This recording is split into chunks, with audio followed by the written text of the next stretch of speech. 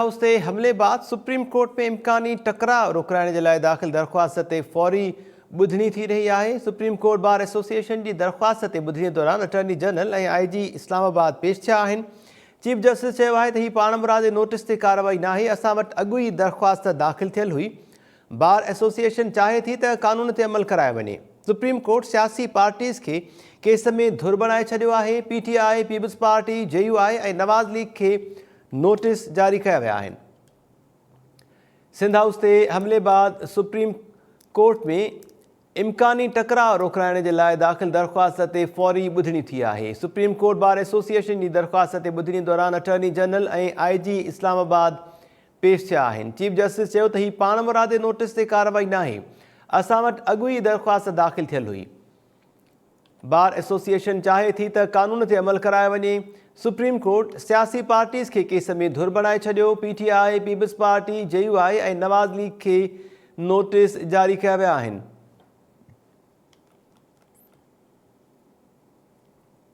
अहम ख़बर अवां सां शेयर करे रहिया आहियूं। सिंध हाउस ते हमले बाद इम्कानी टकराव रोकराइण जे लाइ सुप्रीम कोर्ट में दाख़िल दरख़्वास्त ते फौरी ॿुधणी थी रही आहे। सुप्रीम कोर्ट बार एसोसिएशन जी दरख़्वास्त ते ॿुधणीअ दौरान अटॉर्नी जनरल ऐं IG इस्लामाबाद पेश थिया आहिनि।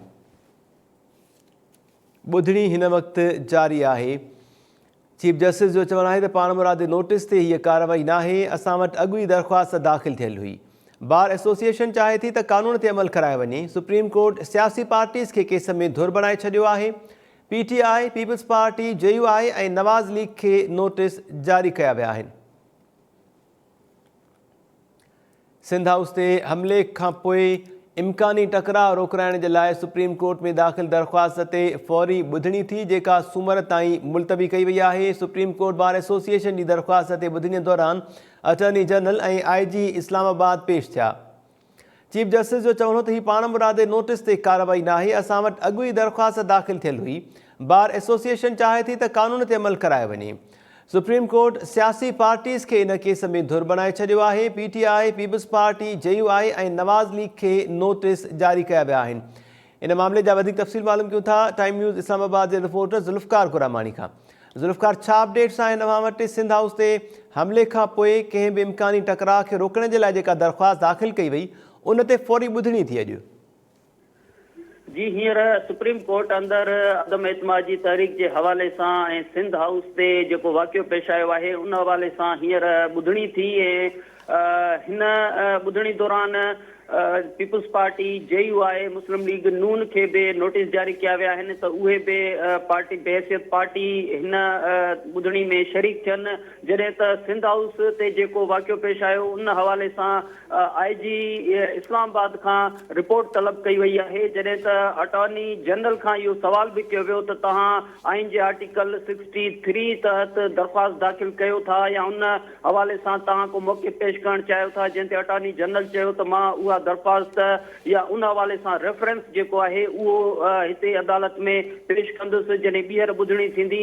जॾहिं त चीफ जस्टिस उहे रिमार्क्स ॾिना त तहरीक अदम एतमाद जो जेको मामिलो आहे उहो आइन तहत उन ते अमल थियणु खपे। उन हवाले सां जेका टकराव वारी सूरत हाल आहे, सुप्रीम कोर्ट बार एसोसिएशन तरफ़ां दरख़्वास्त ॾिनी वई हुई ऐं इहो मौक़िफ़ अख़्तियार कयो वियो त अदम एतमाद जी तहरीक जे बुनियाद ते हिते सियासी पार्टियुनि जे विच ते टकराव वारी सूरत हाल आहे ऐं उन हवाले सां ॿुधणी कई वञे। जॾहिं त सिंध हाउस में जेको वाक़ियो पेश आयो उन खां पोइ सुप्रीम कोर्ट हिन केस जी जेका ॿुधणी आहे, दरख़्वास्त जी जेका ॿुधणी आहे उहा फौरी तौर ते कई ऐं इहो मौक़िफ़ बि अख़्तियार कयो त अॻुवाट ई सुप्रीम कोर्ट बार एसोसिएशन जी उहा दरख़्वास्त मौजूद हुई पाकिस्तान बार एसोसिएशन जी ऐं इन मामले में सिंध हाउस ते जेको गुज़िरियल ॾींहुं वाक़ियो पेश आयो उहो बि हिन में शामिलु कयो वियो आहे।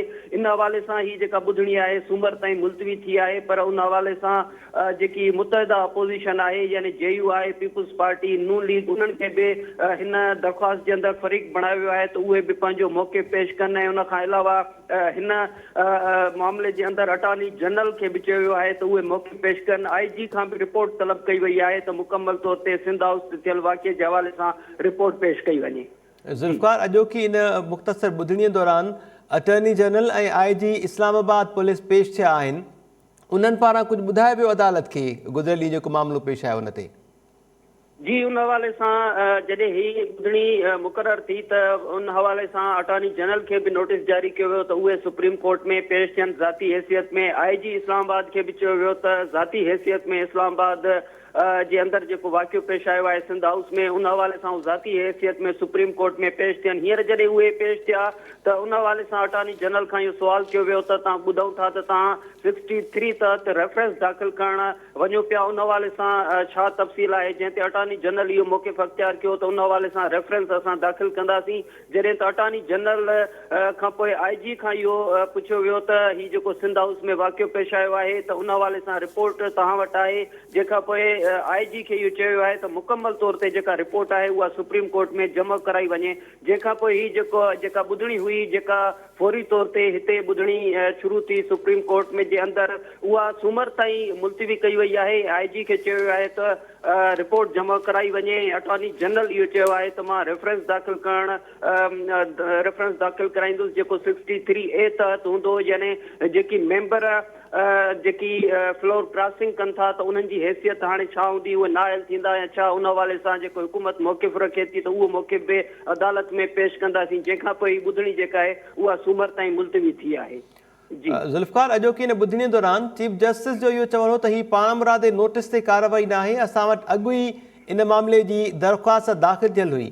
थोरो वाज़े कजो त सुप्रीम कोर्ट पारां इन मामले जो पाण मुरादो नोटिस जेको वरितो वियो उनखे हाणे इन दरख़्वास्त सां गॾायो वियो आहे या उन पाण मुरादे नोटिस ते अलॻि कार्रवाई थींदी ऐं ॿुधणी थींदी?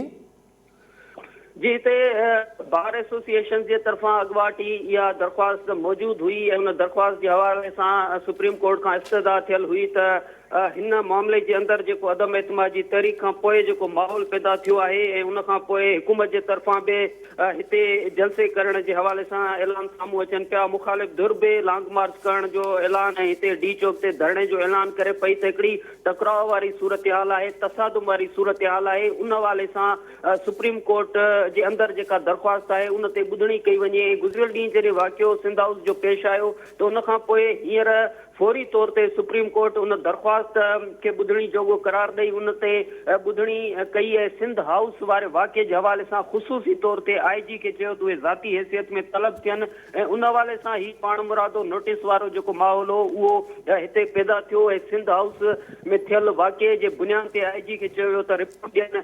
जॾहिं ही ॿुधणी थी त उन ॿुधणी दौरान इहो चयो वियो त जेका हिते बार एसोसिएशन जी दरख़्वास्त अॻु में ई मौजूदु हुई ऐं उन खां पोइ सिंध हाउस जो वाक़ियो पेश आयो आहे त ही सिर्फ़ु पाण मुरादो नोटिस न आहे पर सुप्रीम कोर्ट में इहा जी